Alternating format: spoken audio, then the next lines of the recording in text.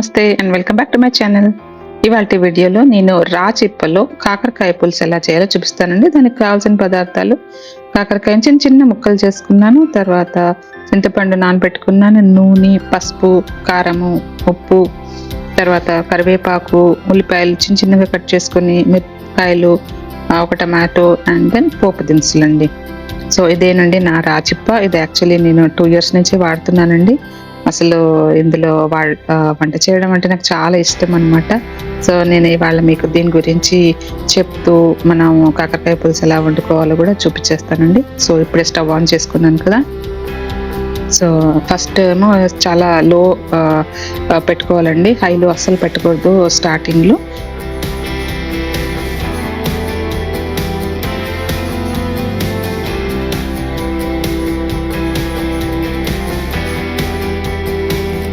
Oil వేసేసుకుంటున్నాను సరిపడా. So ఇది స్లోగా హీట్ అవ్వాలండి. ఒకసారి హీట్ అయ్యిందంటే మాత్రం ఫాస్ట్గా అయిపోతుంది వంట మనకి. సో పోపు దినుసులు వేసేసుకుంటున్నానండి. ఆవాలు, జీలకర్ర, మనం మెంతులు ఇంపార్టెంట్ కదా పులుసు కాబట్టి. సో కొంచెం మినపప్పు అండ్ కొంచెం జీలకర్ర కూడా వేసేసుకున్నానండి. సో ఇది కొంచెం టైం పడుతుంది హీట్ ఎక్కడానికి, తర్వాత మన పోపు అంతా కొంచెం చక్కగా వేగడానికి. ఇది శనగపప్పు అయితే ఆప్షనల్ అండి, వేస్తే వేసుకోండి, లేకపోతే అవసరం లేదు. సో ఒక్కసారి హీట్ అయిందంటే మాత్రం అండి చాలా ఫాస్ట్గా అయిపోతుంది వంట. సో ఇనీషియల్గా ఇది గుర్తుపెట్టుకోవాలి, సిమ్లోనే పెట్టాలండి. సో పోపు అంతా ఇప్పుడు వేగిపోయింది. ఇప్పుడు మనం కావాలంటే మంట కూడా పెట్టుకోవచ్చు హైలో, ఎందుకంటే ఇంకా మిగతా ఐటమ్స్ అన్నీ వేసేస్తాం కాబట్టి. సో నెక్స్ట్ మనం ఉల్లిపాయలు వేసేసుకుందాము.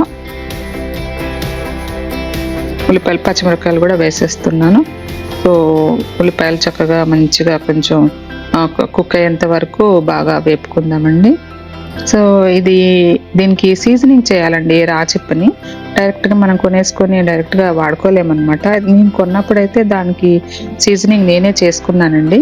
ఇప్పుడైతే మనకి ఆన్లైన్లో ఆల్రెడీ సీజనింగ్ చేసినవి అయితే అమ్ముతున్నారు. సో డైరెక్ట్గా మీరు తెచ్చేసుకొని వాడేసుకోవచ్చు.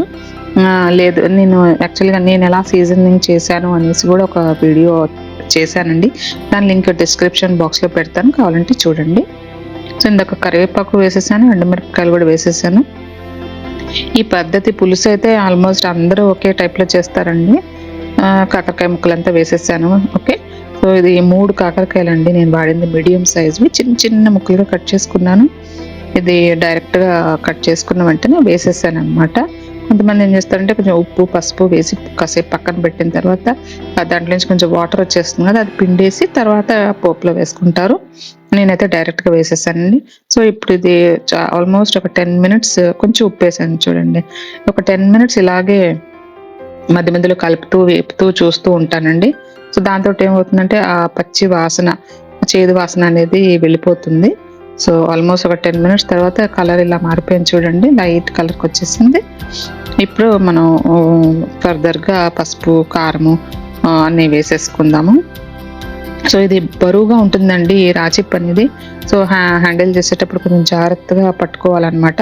దీనికి హ్యాండిల్స్ అంటూ ఏముండవు. చూసారా, కోపుగా ఉంది చూసారా, అక్కడే మనం పట్టుకోవాలన్నమాట 2 చేతులతోటి అటు ఇటు జరిపేటప్పుడు. కింద పడిందంటే మాత్రం ఫ్లోరింగ్ అయితే ఇరిగిపోయే ఛాన్సెస్ ఉంటాయి. ఇది మాత్రం అంత ఈజీగా పెరగదండి. సో అది మెయిన్గా హ్యాండ్లింగ్ చాలా కేర్ఫుల్గా ఉండాలన్నమాట. అయితే దీని వాషింగ్, మెయింటెనెన్స్ కూడా చాలా ఈజీ అండి. మన దగ్గర ఏదైనా డిష్ వాషింగ్ లిక్విడ్ కానీ కొంచెం విమ్ అది అలాంటిది కూడా వేసి కూడా క్లీన్ చేసేసుకోవచ్చు, ఈజీగా పోతుంది. సో ఇందాక పసుపు, కారం వేసేసాను కదా, ఇప్పుడు కొంచెం టమాటా వేసుకొని అది కొంచెం మగ్గేదాకా కలిపెట్టి తర్వాత చింతపండు పులుసు పోసేసుకున్నాము. తర్వాత దీనికి క్లీనింగ్ చెప్పాను కదండి, చాలా ఈజీ అనమాట. అండ్ ఇంకేం పెద్ద మెయింటెనెన్స్ దీనికి అసలు ఏమీ అవసరం లేదండి.